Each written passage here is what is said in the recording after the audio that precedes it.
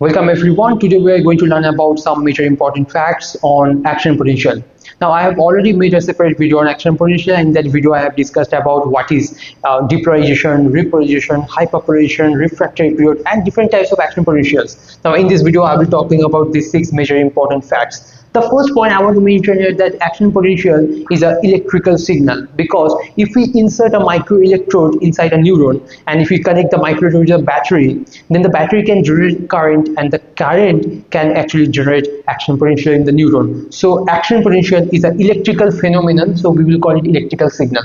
Now, during this flowing of the current in the neuron, two responses can occur. One is called passive electric response and active electric response. Now, I will talk about these 2 points later in this video. But at first, I want to mention that during this passive electric response, neurons do not generate action potential. But during this active electric response, neurons generate action potential. Now, this 2 point or 2 response depends on the fourth point, that is, I have mentioned threshold potential. So what is threshold potential? Basically, neurons have membrane potential. In unexcited neurons also, there is a membrane potential is present. We call it resting potential. Okay. Now, there is another potential. We will call it threshold potential because, the value is approximately minus 50 millivolt, because it actually demarcates whether action potential will occur or not. Now, if the membrane potential of a neuron is below the threshold potential, that means below the minus 50 millivolt, there will be no action potential and we will call it passive electric response. Remember this.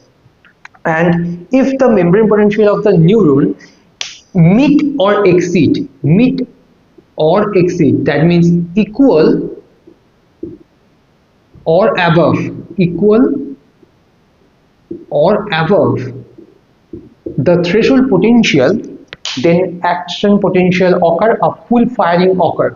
So that's why it is called all or none law. So there is a limit is established in the neurons that's called threshold potentials.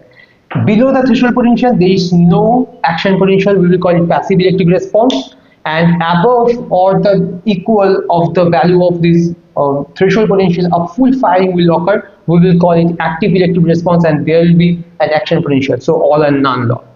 Now, I will talk about this last point, but I want to explain this graph, then you can understand the 6th important point.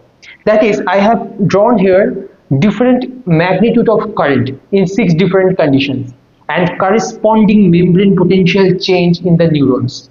Like here, in case of first and second, these 2 current actually injected inside the neurons in such a way that the membrane potential becomes more negative than the resting membrane potential. Remember this, the 65 millivolt is the resting membrane potential in unexcited neurons.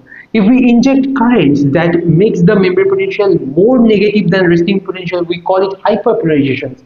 And the membrane potential, see here, membrane potential, this one first and second conditions, membrane potential changes in proportion to the current injected.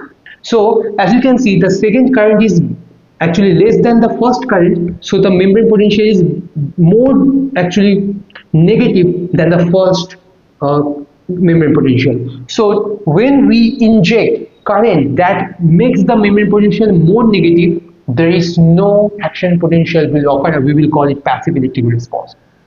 Also, if we inject a small depolarizing current. Now, what is depolarization? I have mentioned in my previous video that when the membrane potential increases above the resting membrane potential, we call it depolarizations. So minus 64 will be considered as depolarizing current. So if we inject current in the third situation, if we inject current that actually a small depolarizing current that is not exceeding the threshold potential, there will be no action potential, and we will consider it as an passive electric response. So the first, second and third, these 3 currents generates 3 membrane potential change that will be considered as passive electric response, it will not generate action potential. Now in case of fourth situations, the current actually exceed or meet or exceed the threshold potential, so there is a full firing of action potential occur. Now what happens if we increase the magnitude of the current? we will see that if we increase the magnitude of the current, the amplitude of the action potential will not exceed. That means here the amplitude is plus 40 millivolt. Suppose this is the peak value. It will not increase. The spike will not increase. It will not be a plus 50 or plus 60 millivolt. But the number of action potential increases. That means the frequency of the action potential changes. So with the increase in the magnitude of the current, what will happen? The frequency of the action potential will increases. Now, if in the six situations, if the current is further increased, what will happen? The number of action potential actually increasing. So as you can see, the amplitude is actually fixed because it has a certain value or peak value. It will not change, but the frequency changes. So frequency, not the amplitude of the action potential, will change. So this is the major 6 facts I want to explain in this video. Now let's talk about what is passive electric response and active electric response. Now let me explain what is passive electric response of neurons.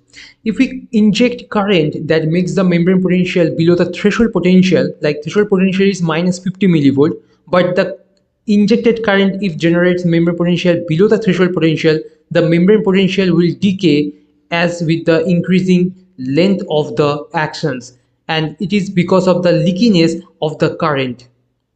So passive conductions actually decays over distances and there will be no action potential will be generated. Now in case of active electric response, the injected current will generate or make the membrane potential equal or above the threshold potential, then a full firing will occur. And if we measure this membrane potential with the microelectrodes in different length of the actions, we will get a equal or constant amplitude of action potential is generated along the length of the actions. But one thing we have to understand that the appearance of the action potentials actually delays with the increasing distance of the actions. So active conduction is constant over distance.